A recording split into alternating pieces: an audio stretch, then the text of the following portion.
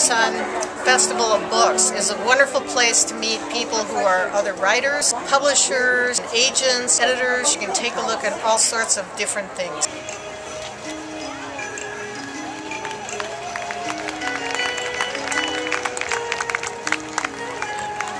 Comic books have to offer the world a great variety of entertainment and storytelling. I like to live by the saying that actually came from my boss, Mike, who owns the shop Heroes and Villains, that there's a comic book out there for everyone. It's not just superheroes, they have stuff in horror, romance, fantasy, tons of different kinds of genres and entertainment types. So if you like any kind of literature, comic books I think can offer a very different take on that entertainment value, and I think there is really a comic out there for everyone.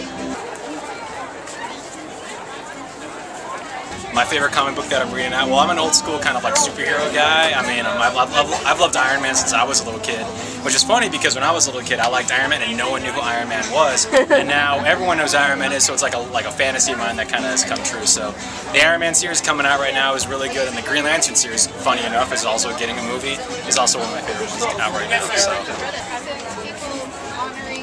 Reading Seed is a nonprofit organization for children's literacy. What we do is train volunteers to go into the schools and just kind of bring reading to life for children. We do specialize in K through 3. We do 4th and 5th sometimes, and what we do is we ask our volunteers to spend about half hour with 2 children each week, so that's an hour. Some do more and some do less.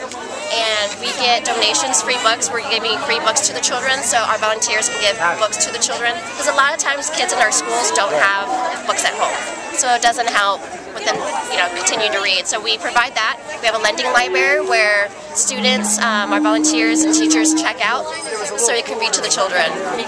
It's an organization of women mostly. We do have men also, but essentially our writers write about the West and mostly about women who are, it's their experiences.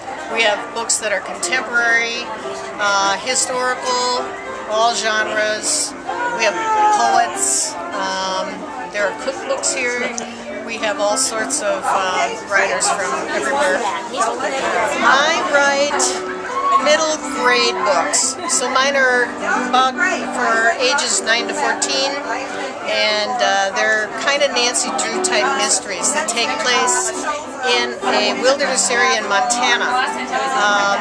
And the girl who is the main character is 12, and she and her dog solve mysteries together.